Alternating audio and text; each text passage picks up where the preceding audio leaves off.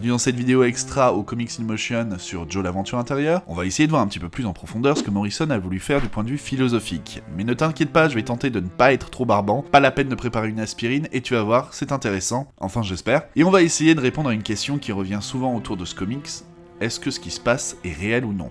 L'utilisation de la fantasy pour représenter le monde réel est une pratique très courante dans le monde de la littérature. Ce concept a toujours été présent dans les œuvres de Morrison, et d'autant plus dans Joe l'aventure intérieure. Le comics fait partie de ces histoires où un enfant passe à travers le miroir, ce qui est logique puisque Narnia ou Alice au pays des merveilles sont des influences majeures de Morrison pour cette histoire. Morrison appelle ce type d'histoire la quête à travers l'autre monde, dans lequel un jeune enfant ou un adolescent quitte sa vie banale pour partir à l'aventure dans un monde fantastique. Sur son chemin, l'enfant va découvrir des lieux étranges ainsi que des habitants, certains deviendront des amis ou alliés, d'autres de puissants ennemis. Et suite à ces aventures, l'enfant rentrera chez lui. Tout en étant un exemple classique de quête à travers l'autre monde, Joe l'aventure intérieure traite avec la perception de la réalité, avec la fantaisie, et utilise les relations entre les deux mondes afin de plonger dans la psychologie, surtout en ce qui concerne le deuil, la dépression et la catharsis. À travers son histoire, Morrison essaye d'exprimer une de ses convictions. L'imaginaire est aussi important que la réalité. Et l'incapacité de Joe à faire la distinction entre ce qui est réel et ce qui ne l'est pas montre clairement que pour Morrison, les deux ne s'opposent pas. Et pour ce faire, l'auteur utilise le principe de l'hallucination, et plus particulièrement de l'hallucination d'état altéré, qui entraîne une activation anormale du système visuel. Ce cas est bien souvent déclenché par des drogues, ce que connaît bien Morrison, mais aussi par l'hypoglycémie.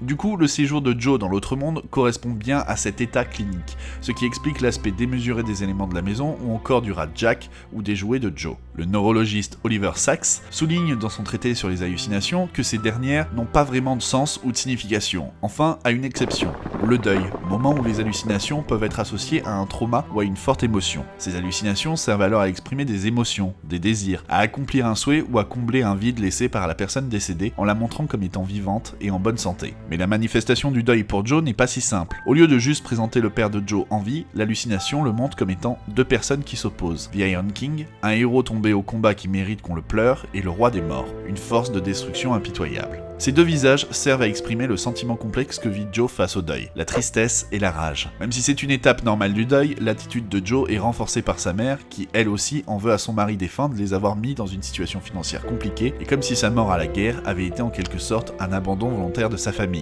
Ce qui le place automatiquement dans la tête de Joe comme un mari aimé, un père, un héros, mais aussi le condamne au rôle du vilain. Ainsi le récit se termine même par Joe faisant face à cette ambiguïté et arrivant enfin à faire la paix avec ses émotions. En plus de fournir à Joe un moyen d'explorer et d'accepter son deuil, l'hallucination permet aussi à Joe de grandir. De plus, la nature même des hallucinations de Joe suggère que le tout n'est pas entièrement de l'imagination, mais pas tout à fait réel non plus. Dans des histoires de type La quête à travers l'autre monde, on tombe rapidement dans deux catégories, celle du rêve et celle de la réalité. À travers son hypoglycémie, Joe l'aventure intérieure emprunte une troisième voie, un entre-deux. Comme on l'a déjà dit, Joe ne semble pas faire la distinction entre réel et imaginaire. Au tout début, il arrive très bien à comprendre que l'autre monde est une illusion, et se rappelle souvent qu'un monde avec des rats géants et des nains n'est pas réel, et que l'apparence de ce monde est due à un faible taux de sucre dans son sang. Mais au fil de l'histoire, Joe plonge de plus en plus profondément dans la mythologie de son hallucination, et commence à accepter la place qu'il doit y jouer. Il ne se préoccupe plus de se rappeler que tout ça n'existe pas, et devient incapable de faire la distinction. On peut le voir quand il commence à utiliser les termes de l'autre monde, comme appeler la maison le royaume, et arrive à son apogée quand l'hallucination arrive à s'inviter dans les moments de lucidité pour mieux l'y replonger.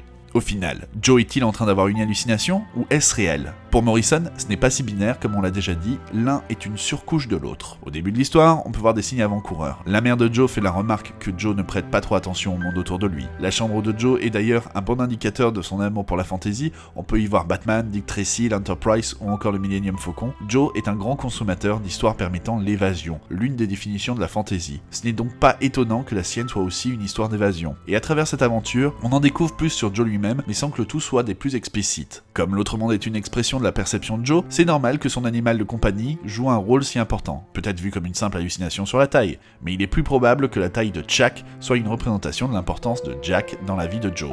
Jack est le seul ami de Joe, il est donc logique que le cerveau de Joe en fasse un protecteur et un puissant guerrier. Smoot et Jixi, les loyaux alliés de Joe dans sa quête face au roi de la mort, ont eux aussi une représentation dans le monde réel, même si ce ne sont pas vraiment des proches de Joe. La contrepartie dans le monde réel de Smoot est l'une des brutes de l'école de Joe. Dans l'hallucination de Joe, Smoot est l'aîné des enfants du roi pirate Draka Fireface et un paria à cause de sa taille. On peut y voir que Joe reconnaît un potentiel dans le Smoot du monde réel, qu'il le voit comme un gars enrobé, sous la coupe d'un leader, ne le laissant jamais exprimer ses propres pensées ou sentiments. Zixi, pour sa part, est une apprentie de la cité cachée de Inventoria, connue pour être des lâches travaillant leur magie dans leur tour et observant le monde de loin sans jamais s'impliquer dans la vie du monde. Au final, Zixi sera la seule à venir en aide à Joe et ses compagnons lors de l'attaque de la ville. Sa contrepartie dans le monde réel est la seule personne à l'école de Joe qui montre de la gentillesse envers lui. Elle lui vient en aide après sa confrontation avec les brutes, et même si elle ne fait pas grand chose, ses intentions sont nobles. Dans l'autre monde, on peut voir que Joe reconnaît les efforts de cette jeune fille d'essayer de créer du lien avec lui, de faire un effort d'aller vers lui. Au final, il s'agit principalement d'un récit de fantasy dans lequel le royaume qui est exploré et parcouru est en fait le cerveau du garçon avec pas mal de symboles freudiens et jungiens placés ci et là, et aussi les souvenirs et la symbolique de la maison d'enfance plus vaste. L'utilisation de symboles freudiens et jungiens est assez subtile et fascinant, on est bien loin de vice-versa de Pixar. Par exemple, Smoot et Zixi semblent être chacun un aspect de la personnalité de Joe. Il est intéressant que Zixi, le côté rationnel, intuitif, inventif de notre esprit est conçu sous les traits d'une elfe femelle, et le tout semble logique qu'à son âge, ce qui lui importe le plus soit la manière dont ses professeurs puissent l'avoir et comment ils évaluent son travail. Smoot, pour sa part, est le côté plus primitif, instinctif, conçu sous les traits d'un nain mâle, pour encore mieux représenter l'opposition avec l'autre aspect, se sentant mal à l'aise dans son corps et ayant du mal à trouver sa place et voulant faire ses preuves, comme un adolescent à l'âge de Joe. Et on pourrait dire encore tellement de choses sur Joe, mais je pense qu'on a déjà fait un bon tour. Tu l'auras compris, les extras, ça sera pour moi l'occasion de pouvoir aborder un petit peu plus en profondeur certains éléments sans alourdir la review. J'espère que ce nouveau type de vidéo t'aura plu et on se retrouve très bientôt pour parler à nouveau comics. See ya!